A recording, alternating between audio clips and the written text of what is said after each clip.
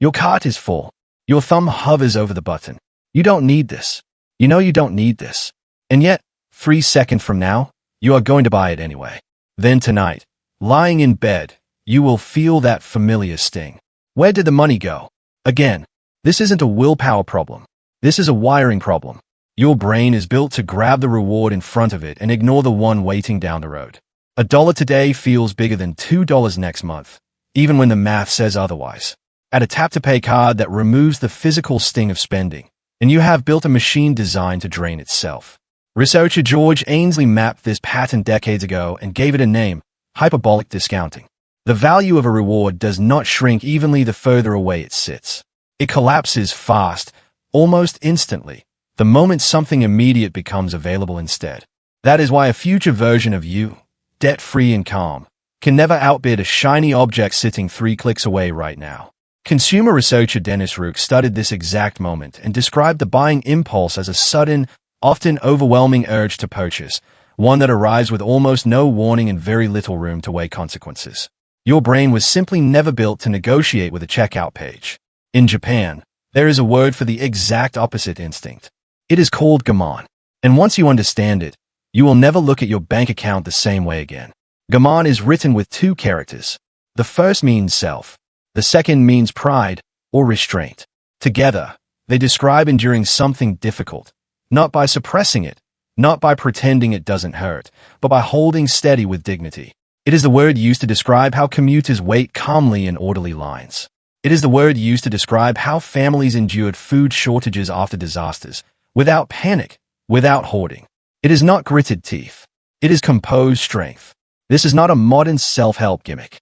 Gaman is rooted in Zen Buddhist practice, in the discipline of sitting with discomfort during long stretches of meditation without shifting, without complaining, without needing the discomfort to end immediately. It is the same instinct that carried entire communities through earthquakes, tsunamis, and decades of hardship, not by pretending the hardship was fine, but by refusing to let a single difficult moment dictate the next decision. Applied to a spending habit, the difficult moment is not an earthquake. It is a checkout page. But your nervous system does not know the difference between a real emergency and a manufactured one. It just knows urgency, and urgency is exactly what Gaman was built to outlast. Western self-control usually means fighting a craving until it breaks you. You white-knuckle it. You feel deprived. Gaman is different. It treats the urge as a wave. Waves do not need to be defeated. They need to be allowed to pass. You do not scream at the ocean. You simply wait on the shore until the water pulls back. This is exactly what modern psychology recommends for impulse spending, and it lines up almost perfectly with a concept called the pain of paying. Researchers Drugen Prelek and George Lewinstein found that spending only stings when it is felt in the moment. Cash stings. A tap of plastic barely registers. Retailers spent decades engineering that sting away: one-click checkouts, save card details, buy now pay later plans. Every one of them is designed to make Gaman impossible. So here's the rule. Before any non-essential purchase, you build the sting back in on purpose. You wait. Not forever. Just long enough for the wave to pass. For anything under $50, wait 24 hours. For anything over that, wait 7 days. Write the item down instead of buying it. Note the price. Note how badly you want it, out of 10. Then close the tab and walk away. This single pause works because of what is happening inside your skull in that moment you almost bought the item. Your brain is running hot.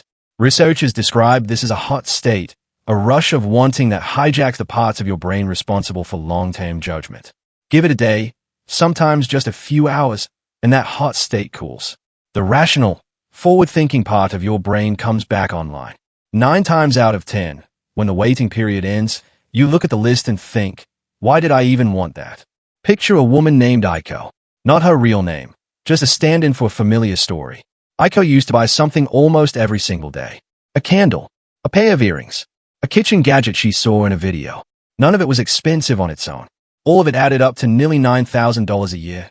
Gone, with barely a memory of most of it. She started a single notebook. Every time she wanted something outside her groceries and bills, she wrote it down instead of clicking buy. The date, the item, the price. She gave herself the wait. 24 hours for small things. A full week for anything bigger. The first week was brutal. She reopened that notebook constantly, arguing with herself, convinced this next thing was different, that she truly needed it. But something strange happened by day 10. She looked back at her list, and most of the wants had simply evaporated. The candle no longer mattered. The gadget felt pointless. Out of 31 items written down that month, she bought 4.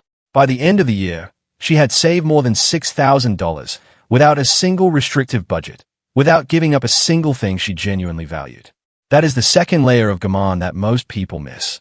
It is not about denying yourself pleasure forever. It is about proving to yourself that you can wait, and discovering that most of your wanting was never really about the object at all. It was about the moment of friction disappearing, the tap, the click, the dopamine hit of acquiring something new. Once you reintroduce the friction, you get your filter back.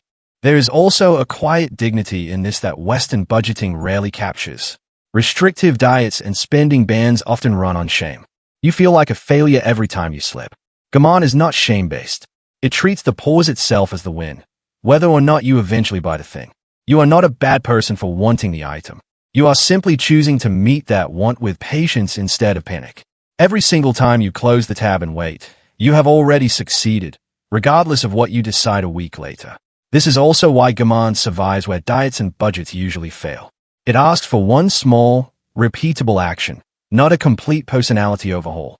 You do not need to swear off shopping. You do not need a complicated app or 15 spending categories. You need a notebook, or even just the notes app already on your phone, and a single rule. See it, want it, write it down, wait. The rule scales upward too. The same 7-day pause that stops a $40 impulse buy also stops a $4,000 one. A new couch. An upgraded phone before the old one is even broken. A vacation package clicked at midnight because the countdown timer said limited spots remaining. Big purchases are just impulse purchases wearing a nicer outfit, and they respond to the exact same weight. Extend a pause to 30 days for anything that would meaningfully dent a month's income, and watch how many of those urgent, must-have-now decisions quietly lose their urgency once the timer runs out. Try applying 2 simple boundaries starting today.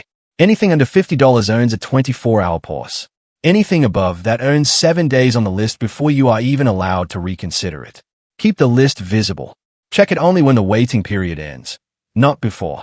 Run the math on Aiko's habit and the number stops looking small. $6,000 a year, held for a single decade instead of spent, is not just $60,000. Left to sit in an ordinary savings account earning a modest return, it edges toward $80,000. All recovered from purchases she barely remembers making.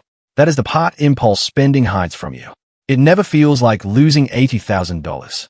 It feels like a candle here, a gadget there, a coffee that costs a coffee's worth of nothing. The damage is invisible because it arrives in installments too small to notice and leaves before you can total it up. Somewhere down the line, you will thank a stranger's ancient word for the fact that your savings account finally has a pulse. Not because you became a different person overnight, but because you borrowed a small piece of quiet endurance from a culture that has been practicing it for centuries.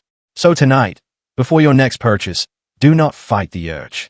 Do not shame yourself for having it. Just write it down and give it room to pass. Then tell me in the comments, what is sitting on your list right now that you are about to buy without thinking? Let's see how many of us actually still want it in a week.